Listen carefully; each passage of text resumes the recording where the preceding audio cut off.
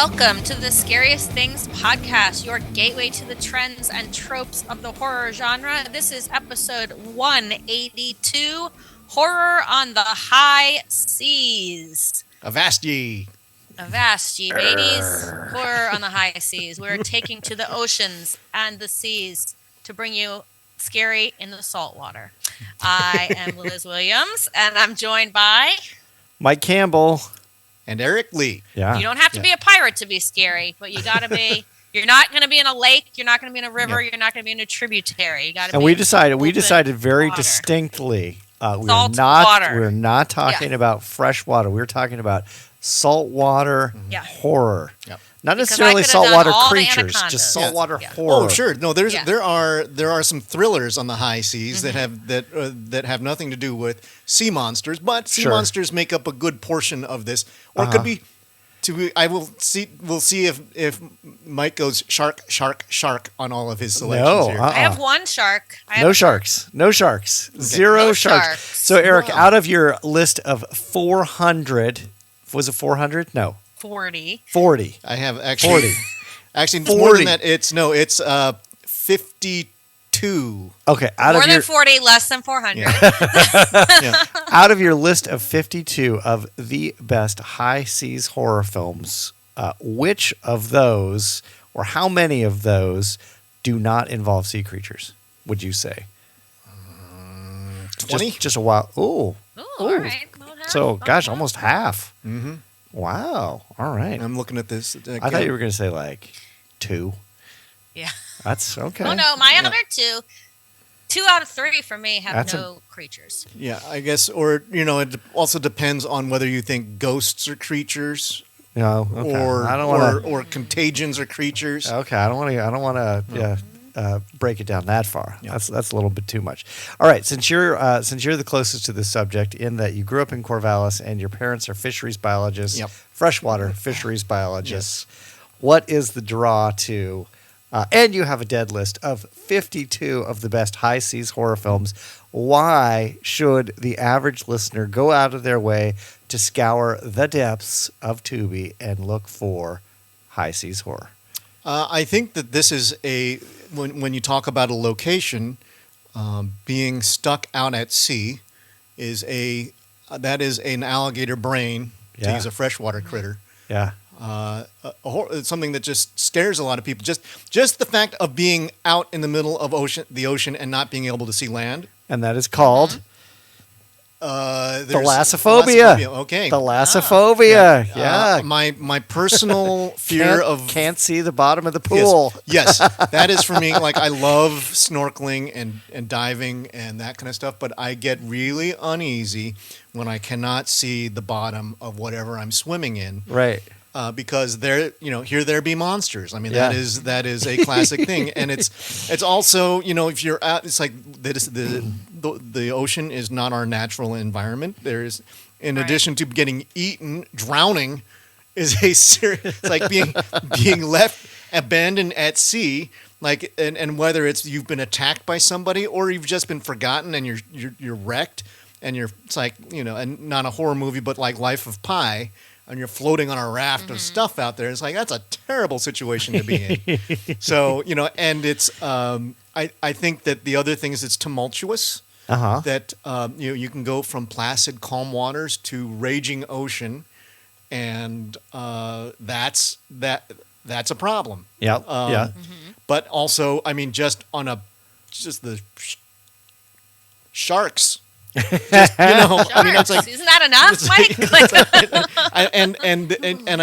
and I come from, as Mike mentioned, a family of biologists, and I know better than all, that sharks are not are rarely dangerous to humans. But your brain does not process that. I think Mike, because you've done some snorkeling and diving, haven't you? Yeah, sure have. Have you seen a shark in the wild? Sure have. Did it rattle you? No, because it was a pre-LASIX shark, so you couldn't see it. It was kind of a blur. But our guide was like, "Oh my God, that was a 10-foot dog shark." Oh yeah. So I've seen a nurse shark in the wild. Not a dangerous shark. Doesn't look like a dangerous shark. It sits on the bottom of the ocean and just kind of sort of lies there. But I remember going to Hawaii, and then when dusk arrives, the larger fish come in to start feeding on the smaller fish. And there were jacks, which are like tuna-like fishes, big mackerel, and they move really, really fast. And when they come up from behind you and they pass you, you pee yourself a little. It is what I was not ready to. It's like, you end up spitting some water and you're going, wah. It's like harmless to people, but still, I mean, it kind of reminds you, I'm not supposed to be here. Right. So you might have thalassophobia if you pee yourself when you see a jack. You pee yourself a little bit. when a tuna fish comes calling and it spooks you, then you got some issues. Yeah. Liz, what about you? Have you, because you travel a lot. So yes, but I'm not a beach person. I have seen a shark when we were in St. John in the U.S. Virgin Islands, but that was 15 years ago. So you know what? I'm not a water person. I'm not a boats person. Like being on a cruise is my worst nightmare. I'll do a river cruise because I could swim to the shore. Right. I'm not. I'm not a seafarer. I don't have my sea legs. I stay on the land. Do you get seasick? I have gotten seasick, and I just don't want to be in the water. It's too scary. So I'll go, but I don't want to go out far. If there's any kind of riptide or anything, I'm like, no, thank you. I'll be on the beach. My mother has those fears of not being eaten by something in the water, but she's afraid of the tide taking her away and dragging her out to sea. So Liz, so here's the real question: Did you pick the sci-fi TV network film Mississippi River Sharks? No. Okay. Not that you want to be dipping yourself into the Mississippi River. Don't scare me to know. Well, actually, I'd rather go in the ocean than go in the Mississippi River. So I can at least. I mean, come on. I did Ghost Shark 2 one time, and that thing was coming out of your toilet. So nothing is safe from sharks. Or a teapot. That's right. That's all I know. Yeah, the steam. It didn't even need to have real water. Yeah. Salt or regular. But let's kick it off with actual horror movies. Okay. The sea. Who wants to go first? All right. Eric, what do you got? I will take the first thing, and for the second episode in a row, I'm going to pull a television show out. Yes, I'm so proud. I know. Flipper is not horror. Flipper is not horror. You can't pull all Shark Week, though. You can't just say Shark Week. No. This is a 2018 series, which has a terrific title called The Terror. Oh, yeah. This is Dan. Dan Simmons. Yeah. This is as on my site my dead list summarized as the hubris of Victorian England's navy is put to the test in this adaptation of Dan Simmons' what if scenario of the real life tragedy of the HMS Terror and the HMS Erebus, two naval vessels sent to find the Northwest Passage across the north of Canada. As if the horror of starving and freezing to death wasn't bad enough, a spirit creature resembling a giant mutant polar bear is hunting and killing the crew. And so this was produced by Ridley Scott and shown by AMC at sort of the peak of their powers. This production had stellar production values. Great acting from Jared Harris, who plays the first officer Crozier, Tobias Menzies. Neve Nielsen is a woman who plays a Inuit woman called Lady Silence, who they all accuse of being a witch. Yeah.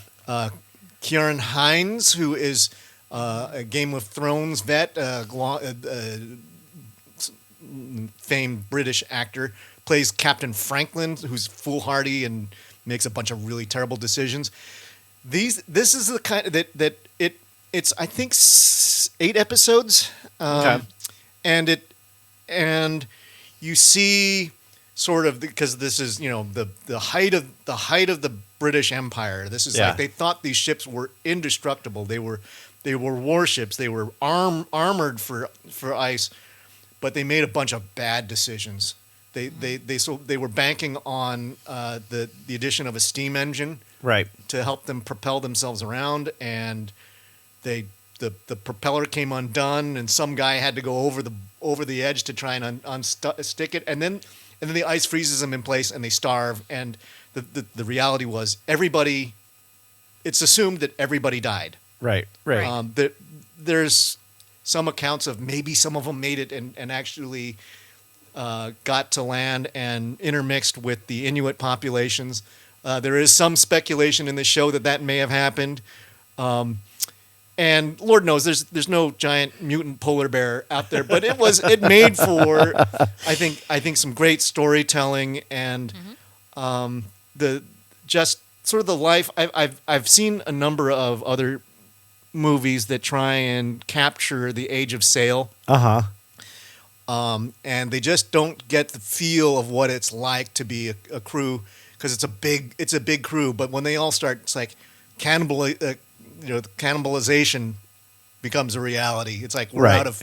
It's like the food stocks are gone, so it's like you're looking pretty tasty over there. So it's cinematography. It's a Ridley Scott production, so it just looks fantastic. Yep. Anyway, so this is check it out. It's really compelling. Great storytelling. The Dan Simmons novel is fantastic. I also recommend. I was gonna say book or TV show.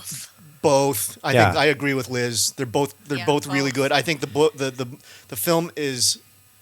film does an amazing job of taking the book and making it real.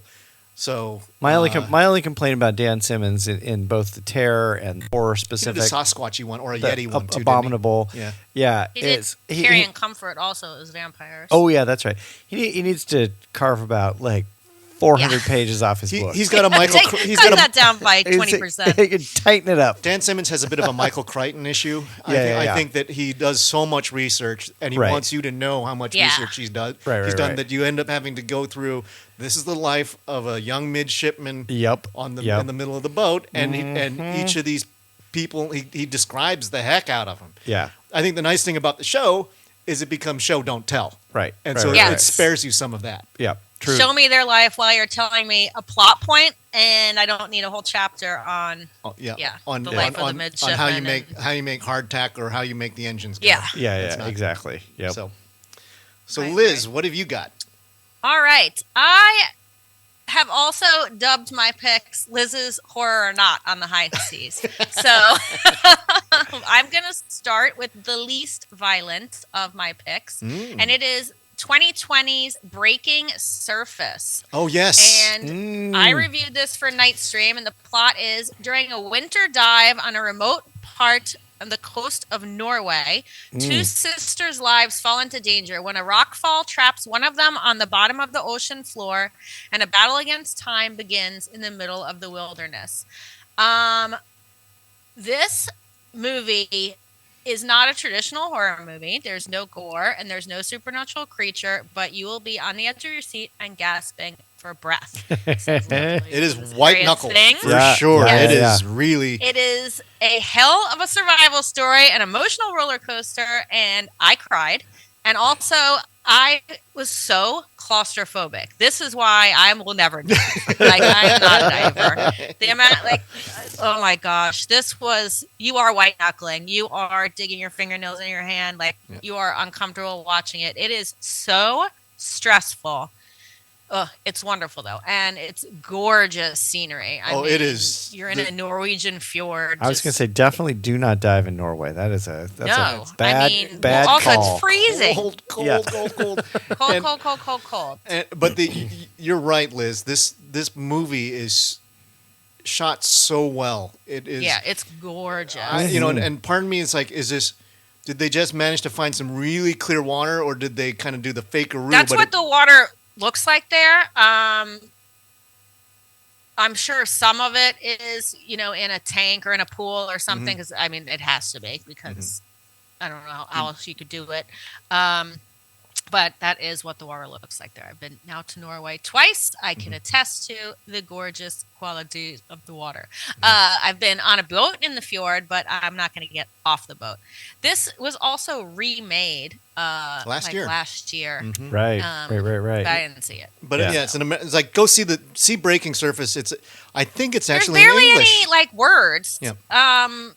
There's parts of it that are in English. I think it is in Norwegian though. Okay. I can't remember. There's also one of the most. I can't remember. I did not watch it. The efforts to which the sister who's trying to rescue her. So and there's a scene with a dog that just it's like. I mean, who would have thought that a scene with a dog would be white knuckle? But this is like, oh geez, you gotta get it's that dog. That dog is a serious obstacle. Yeah. Yeah. So thriller. Breaking surface. Thriller. But it's like I mean. The horror is you can't breathe because you're watching this. Yeah. Right. And it's one of those race against the clock. Absolutely. Yeah, there's an internal There timer. is a clock. She only has so much air. Yeah. So you can watch it you can rent it on YouTube and Apple TV and all that good stuff. Good call. And it's also on Prime. So yeah, I like that movie a lot. Breaking Surface, directed by a gentleman named Joaquin Heaton. Okay. So, check it out. All right. This is a 2019 science fiction horror film written and directed by Niesa Hardiman. It is called Sea Fever.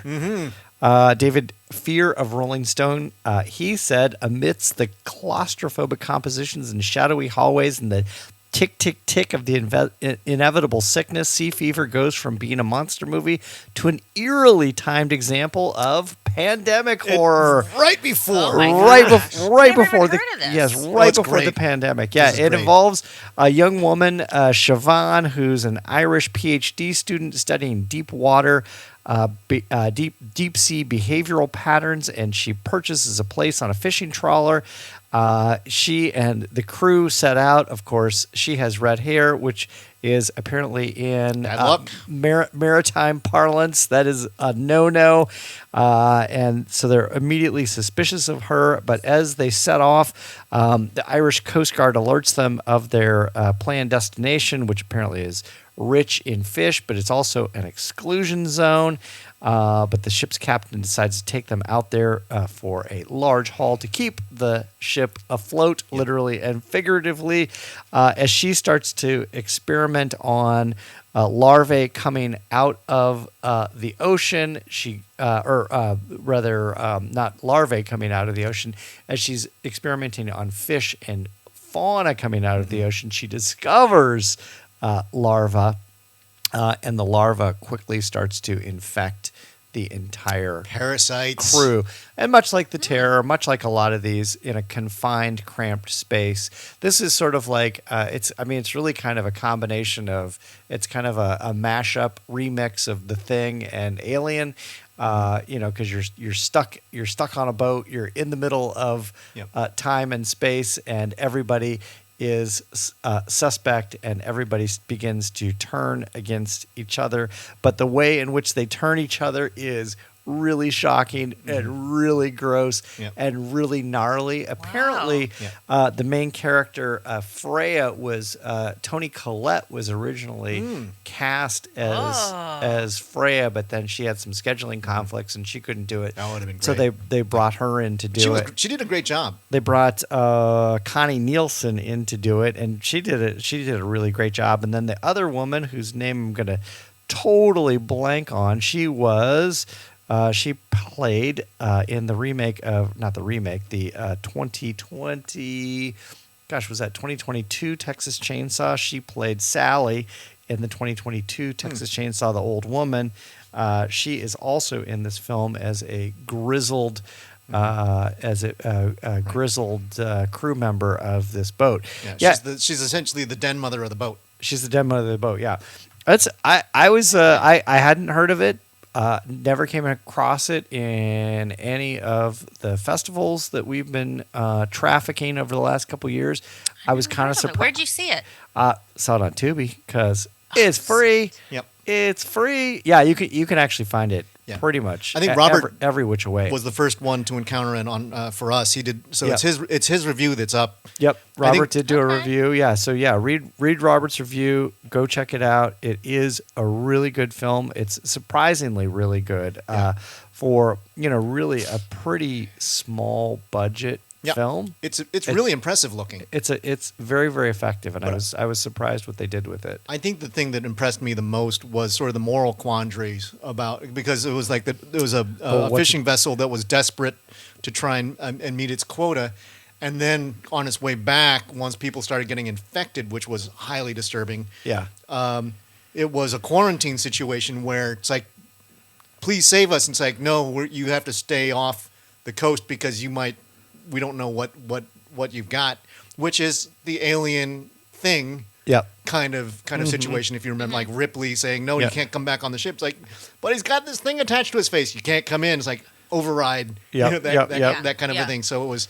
I thought you were going to say the moral quandary was whether or not you should trust redheads, but that's That's not where we were going. Sounds like a personal. no. Eric hates redheads. Let's be honest. Okay. All right. What is the next on your list?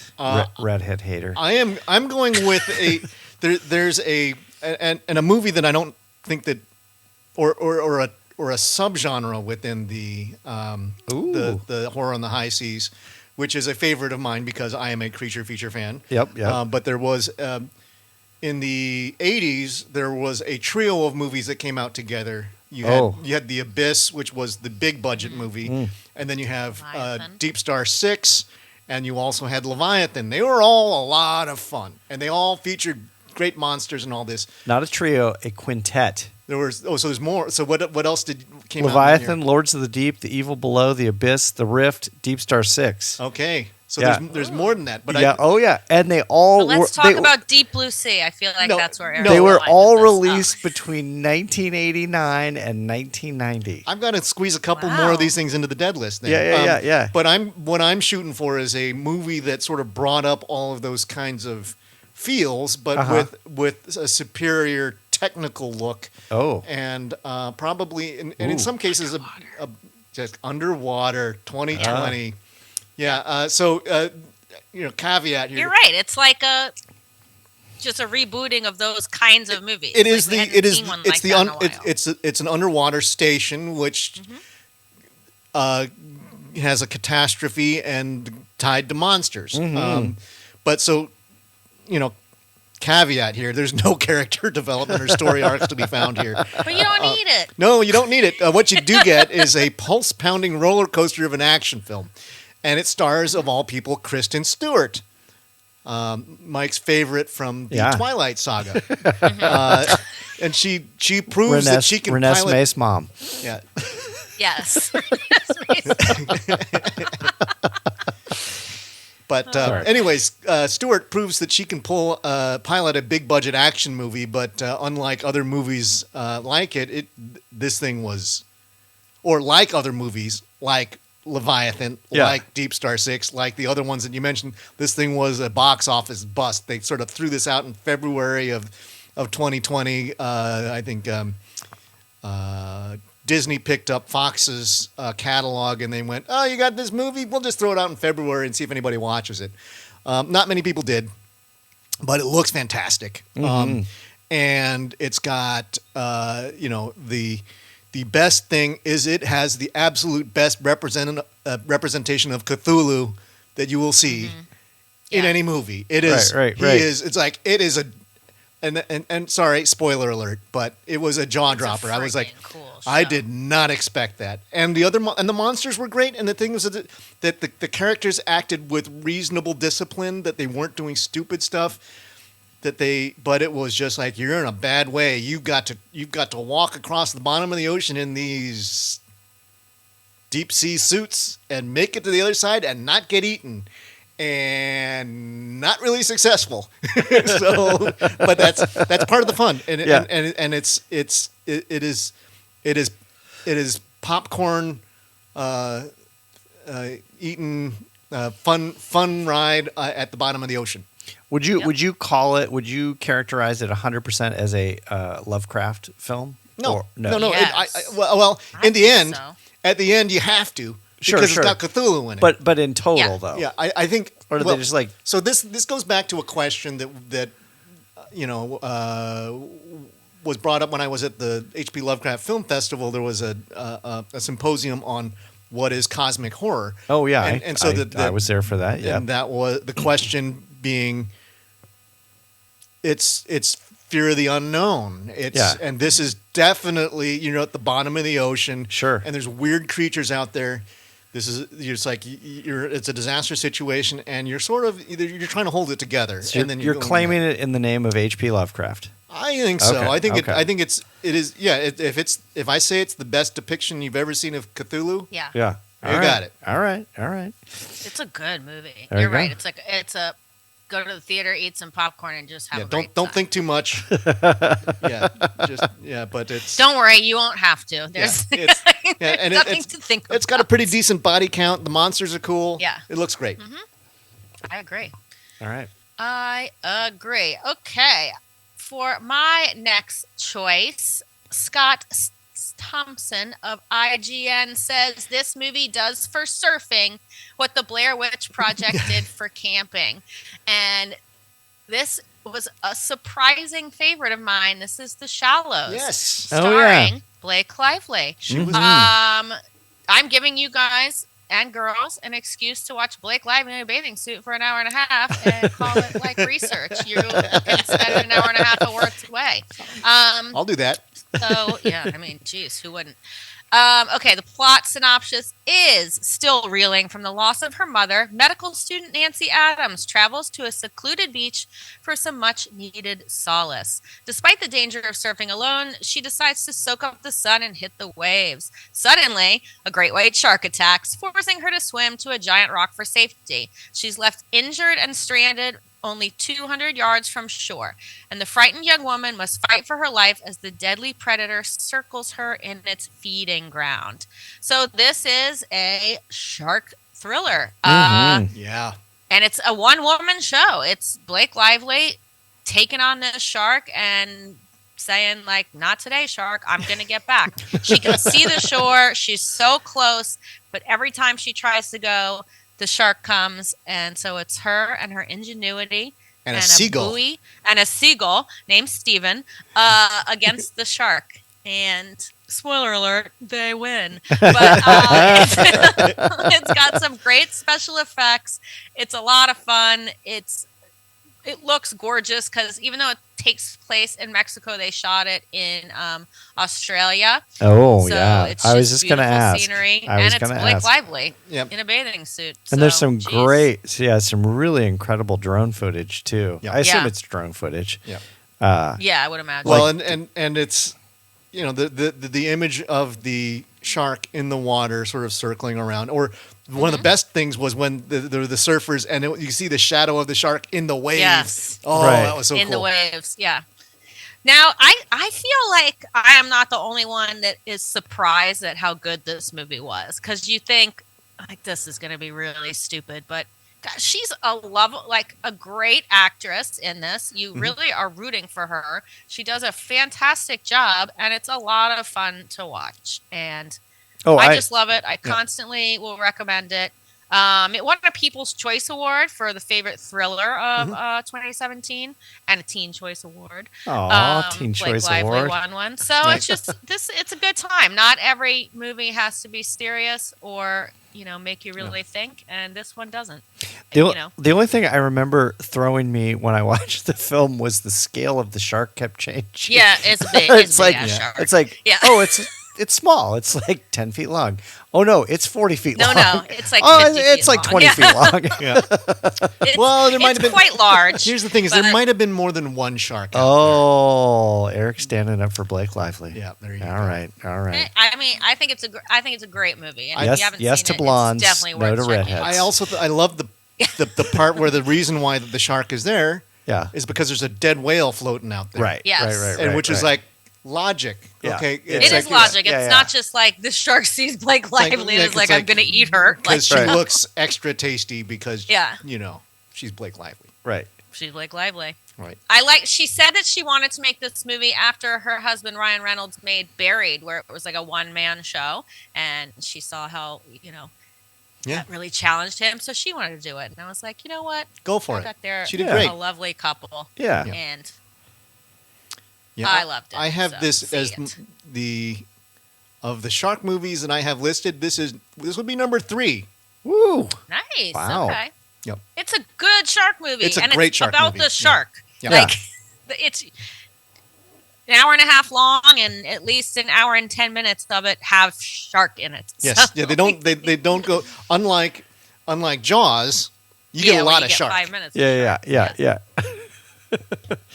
All right. More shark for your buck. Yes. Let's now throw logic out the window. Do it. No more logic, because this is the first of the films between 1989 and 1990 that included Leviathan, Lords of the Deep, The Evil Below, The Abyss, and The Rift. This is Deep Star 6. Oh, yes. Originally released in the Philippines as Alien from the Deep, this was directed by Sean Cunningham, who did a little film called Friday the 13th, a little film called House, and a little film called House 2. It is, throw all the logic out the window, because this is really stupid, really silly, but really, really fun. In fact, I watched, believe it or not, in prep for this episode, I watched Lords of the Deep, The Evil Below, The Leviathan, and Deep Star 6. I watched them all, and I watched them all back to back to back to back. Mm-hmm. And I'm here to tell you, everybody says, "Oh no, Leviathan, that's the superior film. It's got, like a bigger cast. It's got a bigger cast, or a more notable cast. You've got Ernie Hudson, you've got Peter Weller, you've got like real actors and everything."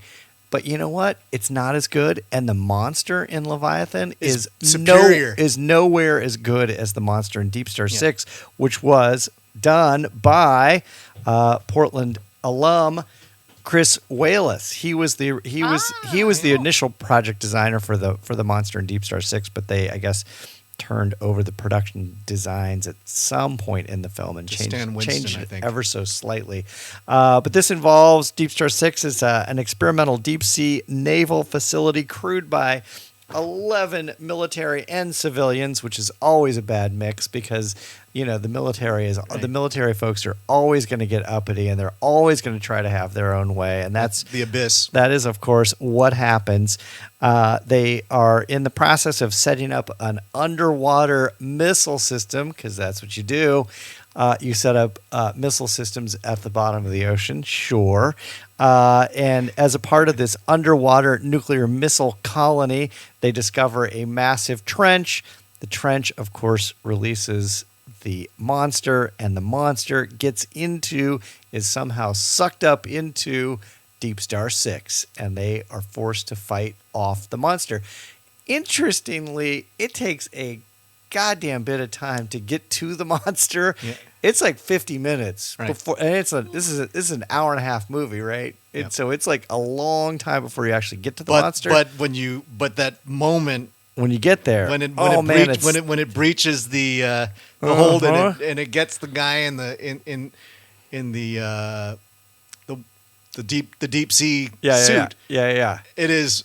Oh, it's so good. It's great. I don't remember this one because of the 5 that you had mentioned at the same time. Maybe I do. I'm just putting them all together. No, I think feel like I remember Leviathan though. This one is more fun. It is. Neither of those films has any logic built into it. Oh God, no. But it is Mike is right. The quality of the monster is superior in this one, but it's got Miguel Ferrer in it. It's got Nia Peoples. Nia Peoples. And it's got Greg Evigan, who was like My Two Dads, or what was he? And Matt McCoy. Matt McCoy's been in like everything. That guy's got like a film credit list of like hundreds and hundreds of movies. Yeah. I think we should title this episode undersea horror, 1989, the year Yeah. that deep sea horror broke. Yeah, no, this was a serious copycat kind of thing. My Everybody's next doing film it. may or may not take place in 1989. 1989, yeah, 1989, man. That was the year.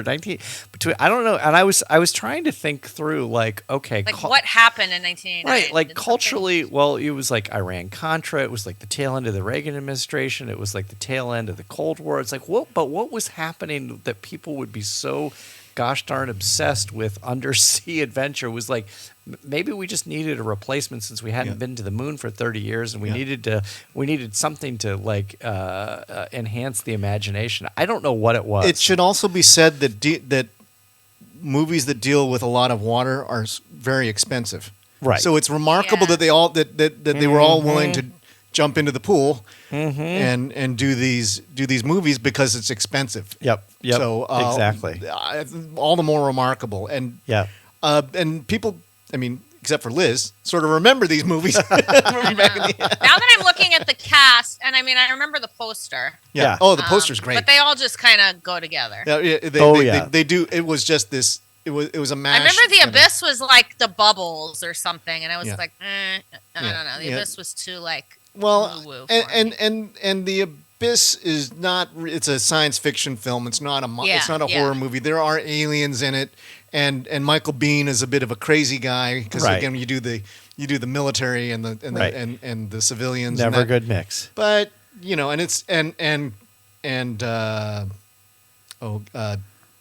who's the director? The Abyss. Oh, it was someone. Titanic. fancy. It's James Hang on. Cameron. Cameron. Yeah, Yeah, James yeah, Cameron. yeah. He knows how to Someone craft. fancy. He knows how to craft a technical movie. So I was it like, Sean Cunningham. No, it was Sean Cunningham, the director of Friday the 13th. no, Sean Cunningham. It's like I think it was probably the last big movie that Sean Cunningham did. No, I think he's still It was House 2. He's still making stuff, but that was the last hit. I mean, kind of quasi hit that he had. I'll get back to you on that one. Okay, so who's next? What do we You have? are next. All right. So I'm going to my number 2 slot. On number 1 is Jaws because it's Jaws. Sure. Number 2 is also in my top 25 horror movies of all time. What? I've talked. So this is the last time I talked about it, but this is Open Water. Oh yeah. Oh, yeah. Okay. Uh, Why should Ooh, we this watch is a Open tough Water? watch. this is the yeah. You this is- shouldn't. Is this one and done, or is this Yeah, no? this is Yeah. kind of a one and done. This is like in the last episode I talked about The Road. It's you kind of got to get through it. It is the best survival. I think, for my money, it's the best survival horror movie ever made. Okay. And that includes things like Backcountry and those, or The Jungle, or things like that. This. Spoiler alert, nobody survives this because it's based on a tragedy at sea that actually happened at the great. They substitute the Caribbean this time for the actual thing that happened. Was there was a married couple who was left on the Great Barrier Reef. They just Right. forgot them, left them behind, Yep. went back to try and find them, and they were gone. Yep. And that's Yep. one of those kind of things where it's like, oh my God, that's a horrible way to die, right? So two Why I divers don't left go on. behind by accident because the head check went, like some guy came back on the boat and then he went back in the water, came back again. They checked him off twice, and so all of a sudden it's like, we've got everybody, let's go. And they end up sitting out there, and at first they come up and they don't know what's going on. The water's calm, and it's like, but where's our boat? Mm-hmm. And then the jellyfish come, and then Right. and then the storm comes, and then they start getting then the salt water starts wrecking them, and they're starving, they're hungry, and then the sharks come, and it's like game over. Yeah. It's just, and at that point it's and it's actually the way that It's so sharks kind of sad. behave, and they. The other thing that scares the shit out of you is that they actually filmed it in the Caribbean with real blue sharks in the water. They surrounded them with a wire net Yeah. to keep the blue sharks away. But these are the kind of sharks that are opportunists. They're not Right. they're not like a great white. They're gonna leap out of the water. They're just gonna get closer and they're gonna take a bite or a nibble and they bump you, and that's what happens. And it's like, oh, this is just so scary. And it's like when you see your spouse go under, and then it's like that's it. I think the thing that really amazed me about that film is, and I think we talked about it before. I can't even remember, but I never watched like the director commentary of films, and for some reason I was compelled to watch the director commentary of the film, and he was talking about the fact that they shot this over the course. It wasn't like a quick shoot. They shot it over the course of like 2 years because they were living in like Brooklyn, and so like every weekend they would load up their crap, get on a plane, and they would fly down to the Bahamas and start shooting again. Yep, because it was like they started like all over, like almost every weekend, and I was like, oh my god, yeah, and that's the thing is, that's commitment. It's no special effects, right? Right. It's all. Yeah. With the except, I think that they, when the their sunburns. That's the only. They have makeup people. Yeah. I always like I always think about that too. I was like, no. Yeah, I don't go in the sun, so I'm not going to end up in that situation. Of all the movies that on my dead list, this is the one that feels like this could be me. This one's like, although actually The Shallows also has that sense of, if you're out there, you're just. But this one just feels like, the extra horror of just being left behind. Yeah, I mean, they went on a group activity and. It's bad enough. Joe like Blow's captain of the boat left them. Because if you're Blake Lively and you at least have a surfboard or fins and you can see shore, it's like I think I can make it. Yeah. And if you get tagged by the great white, so be it. But as opposed to, you can't make it. Yeah, you can't. You're screwed. And the fact that actually that there was like a plane. Right. That didn't see him, or a boat that didn't see him. It's like, oh god. Anyway, so that's my number. It is a horror reality show. Yeah, Yeah, for sure.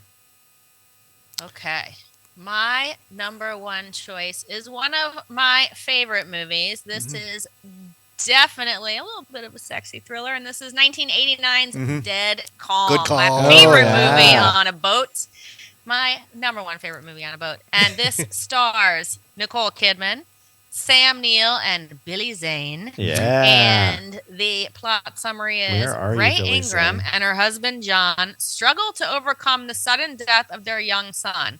And when I say sudden death, when they show it, they show this kid in this car accident. So, in an attempt to move past their loss, the couple take their yacht out on an extended vacation trip. While they're far out at sea, they come across a sinking schooner and rescue the ship's sole survivor, Huey, Billy Zane. Huey claims that the crew of the ship died from food poisoning, and though Ray is empathetic, John is suspicious of his story. And terror on the high seas ensues because they did not die of food poisoning. Billy Zane is a little crazy. So this is just a great thriller. It is 1989. And this is kind of, when we talked about sexy thrillers, it's Fatal Attraction. These are these movies that aren't made anymore. It is the late 80s to early 90s of this just kind of film. It just has that feeling when you watch it, but it still holds up today. It's fantastic. Yep. It's fantastic. You are on the edge of your seat, and it is gorier than I remember. Like, there's a lot of blood. I mean, people are getting harpooned. People are getting shot through the face with a flare. It's 1989. It's right. You haven't seen you haven't seen Dead Calm yet, Right. But it's based on a book, which I did not know, by Charles Williams. And Orson Welles had tried for years to make a movie based on this. He called it The Deep, and it never got released. And the director who made this, Philip Noyce, had to get the rights from Orson Welles. Oh, wow. Interesting. That couldn't have been cheap. Yep. Yeah. So this is also a little bit of Aussie horror, because we've got Nicole Kidman and Sam Neill. Billy Zane is the American who steps in and can't screws trust up Americans. everything. And this is kind of, I think, America's first introduction to Nicole Kidman. Oh, I was checking that myself. Yeah, trying to figure out. She was in Days of Thunder, and then Tom Cruise says that one, and not BMX Bandits, which was one of her first. Well, this is the adults' first introduction to Nicole Kidman, and she had done so much TV and things in Australia, but this was kind of like a big. This was her hit. big. If you go through her IMDb role. page, this is as far as feature films. Yeah, because she's done a bunch of TV work in the past, some music videos. It was this, and then Days of Thunder was the following year, and that's really what brought her to American audiences. Yep, indeed. I love Dead Calm. It completely holds up. It is a fantastic psychological thriller. Oh, the part where when Sam Neill's on the other boat. Yes, and he's.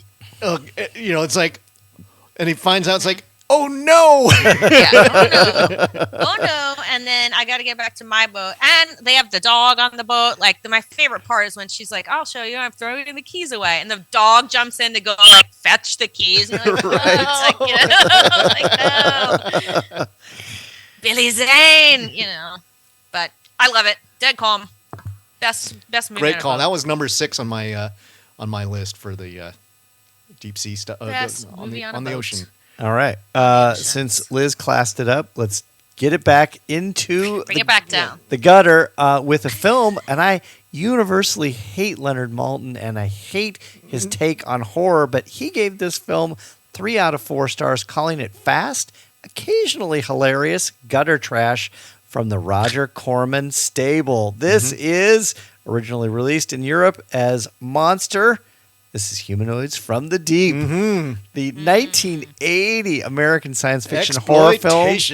Oh my God, is it ever? I watched this last week because I wasn't sure if I remembered all of it, and man, it's good. I love this film from start to finish. I love the plot, which is effectively a straight up ripoff of Jaws, and in fact, they initially offered this to Joe Dante, who was coming hot off the heels of Piranha, and Joe Dante was like, "I just did a Jaws ripoff. I don't need to do another Jaws ripoff." But this is the film is not terribly complicated. But it does.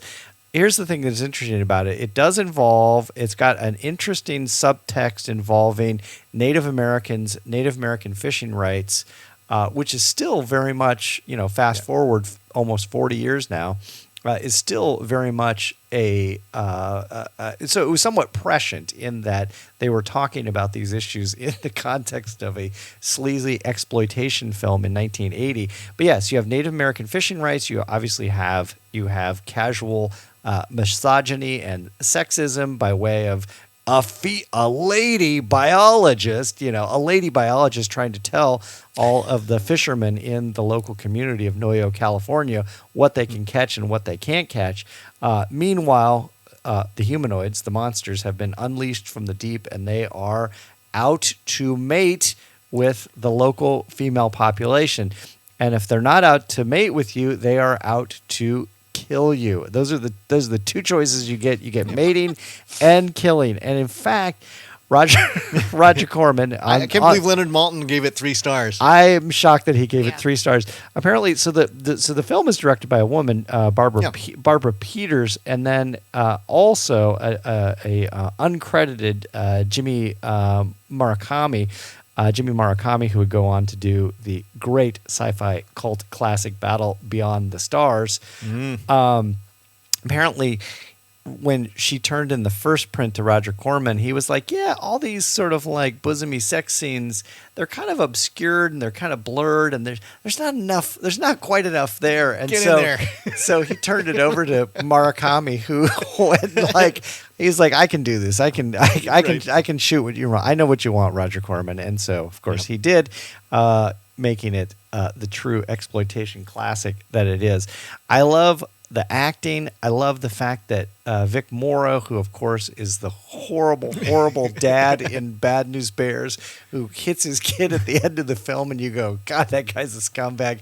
He plays an equally horrible character in this film, in that he's out to stick it to the Native Americans and the tribe in the film who are just trying to exercise their tribal treaty fishing rights. It's a great film, and And I guess I'm stepping on the punchline here is that the great Rob Bottin did all of the monster costumes in the film, and the monster costumes are actually not half bad. No, I mean, you'd think for practical effects in 1980 it would look like, something from the 1950s. It's actually pretty darn decent. Well, okay, for those of you who aren't in the know of the great makeup artists out there, the next movie that Rob Bottin would do is The Thing. Right. So So he had some skills. right. So you can say He was youngin' though. He was I think he was like 21 or something when he did Humanoids of the Deep. Right. It was like So a I really think we young can guy. honestly say there would be no Thing had it not been for the great Roger Corman. I think there's a clear through line. There's a clear through line between those two things. And, of course, the great Humanoids from the Deep. If you haven't seen Humanoids from the Deep, don't be put off by the casual misogyny and the treatment of Native Americans. It's actually, if you can get past those things, it's actually a pretty fun film with some really great monsters, great sea monsters. They do eventually work their way up the Noyo River, and so I guess they're sort of they're sea creatures who have adapted to freshwater environments, but they are, for all brackish practical purposes, they are sea monsters. Okay. Yeah. All right. So let's do a quick rundown of for sure. So my three picks was the AMC TV epic, The Terror, and then I followed that up with the roller coaster Lovecraftian spectacular Underwater, and I finished up with the grim survival tale or non-survival tale of Open Water. Yes. Liz. All right, I started with Norwegian nail biter, Breaking Surface. Then I went with Blake Lively versus the Shark in the Shallows, and finished it off with Dead Calm. Three great The selections. best yacht movie. From a not a woman boat, who likes it's her a yacht yacht. rock and her yacht stuff. I do like a yacht rock. I don't want to be on a yacht with Billy Zane, not in this context. All right, and I had 2019 Sea Fever, 1989, the year that all these films are from, 1989's Deep Star 6, and then, of course, 1980's Humanoids from the Deep. So I'm going to throw in a few just some obscure titles that I think that some of you folks might really enjoy out there. So there's in the last 10 years, there have been some pretty interesting sort of indie films. There's one called a Lovecraftian one called The Beach House, where something's coming up from on the beach that's a little surprising. And there's not one, but two reviews of Beach House on the Scariest Things website. Yeah, Scariest Things. I think we were sort of not knowing that one was doing the other. There is a Castaway and a sea monster thing, which is Sweetheart from 2019, which is a little independent thing with where a single woman survives against something that kind of creature from the Black Lagoon is sort of hanging out in the water. There's another thriller that I think I don't know, Liz, have you seen Harpoon? No. This one is fun. It's a love triangle where they get stranded at sea and they start going after each other, and it's this kind of a bloody thriller bit with stuck at sea and then betrayals and involving like a harpoon and a spear gun. Fun things. Fun things. There's another Lovecraftian thing, which is these Cold Skin from 2017. Oh yeah, that was a good one. And then you caught, and Mike caught Sea Fever. So Yes. anyway, so those are some the things. Sea Fever. I got got the the Sea I got Fever. the Sea Fever. So if we're gonna have a tagline, there is no better tagline for oceanic horror than Jaws 2. yeah. Just when you thought it was safe to go back in the water. Jaws 2.